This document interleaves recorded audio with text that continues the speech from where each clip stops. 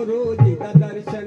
कर लो चोलियां अपनियां भर लो ते ऐसा गुरु फेर नहीं खिलना ते ऐसा फुल फेर नहीं खिलना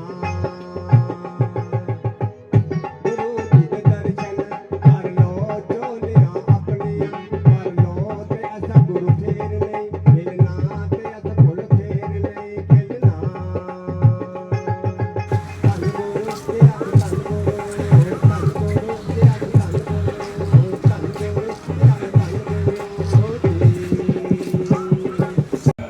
अज का दिन नाम लेदा इसी जन्म दे नाल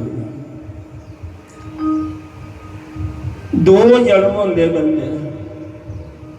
एक जिस दिन मां के गर्भ चा बाहर होंदा एक वो जन्मदिन होंदा ते एक जन्मदिन होंदा जिस दिन परमार्थ दे परमात्मा दी बक्की अपना एक कदम रखता है नाम लैंदा है उस दिन उसका जन्म होंदा परमात्मा दे घर ले जिस दिन नाम लैंदा ओदा उस दिन जन्म होंदा धर्म प्रेमी बंधु बड़े भाग्य वाले जी होंदे कोई पिछले जन्मे दे पुण्य कर्म कीते दे होंदे जिन्हें की सत्संग सुनने ही मिलता ते गुरु की शरण मिलती उन्हें जीने की मिलती जिन्हें पिछले जन्मे में भी कोई गुरु बनाया और परमात्मा की भक्ति की है इस जन्म विच भी उन्हें गल लगन लगती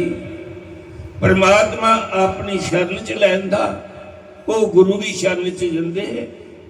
वह जीव सत्संग सुनते उनके भाग्य में होंगे जिन्हें पिछा नहीं सुनते वो अज भी नहीं सुनी सकते वो अज भी नहीं सुनी सकते और ये अगले जन्म में भी नहीं सुनी सकते कि सारे कर्म करने जाते हैं अज्जा दे सत्संग सुने तो सारा करना जाने अगले जन्म में भी सत्संग प्राप्त हो जिया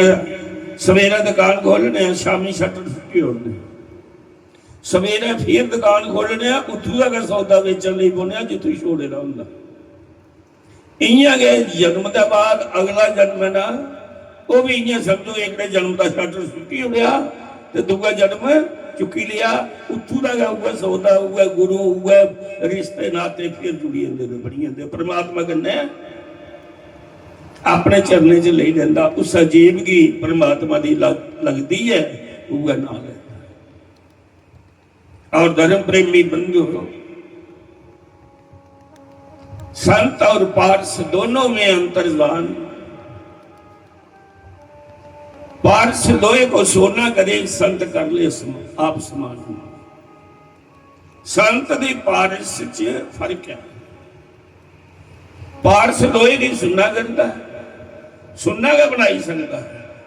लेकिन अपना रूप नहीं दे सकता पारस नहीं बनाई सकता संत उसी अपना रूप दे उड़ता है वो पारस को भी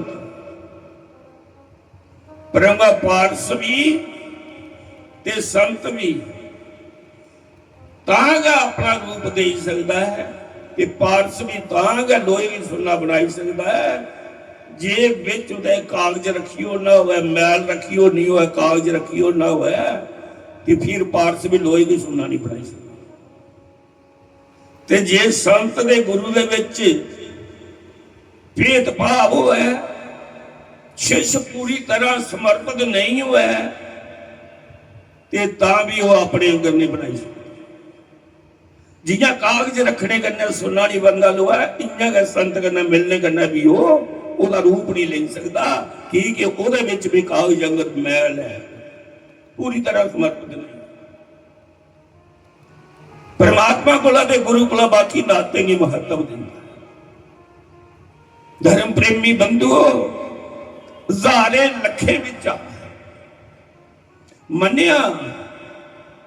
मुक्ति गुस्सा एक दी होती है जड़ा जन्म मरण को रहत होंदा जेड़ा पूरी तरह समर्पित होंदा बाकी ने इन्ना फर्क पाता है मुड़ी कुछ इंसान का जामा मिलता है चंगे घर में जन्म हो जाता है पूरी तरह समर्पित नहीं पूरी तरह नहीं पूरी तरह समर्पित हुआ तो पूरा ज्ञान हो जाता है थोड़ा हुआ तो थोड़ा ज्ञान हुआ ਫਿਰ ਪੂਰੀ ਤਰ੍ਹਾਂ ਸਮਰਪਿਤ ਹੋਣਾ ਬੜਾ ਕਠਿਨ ਆ। ਉਹ ਲੱਖਿਆਂ ਵਿੱਚ ਆ, ਕੋਈ ਹਜ਼ਾਰਾਂ ਦਾ।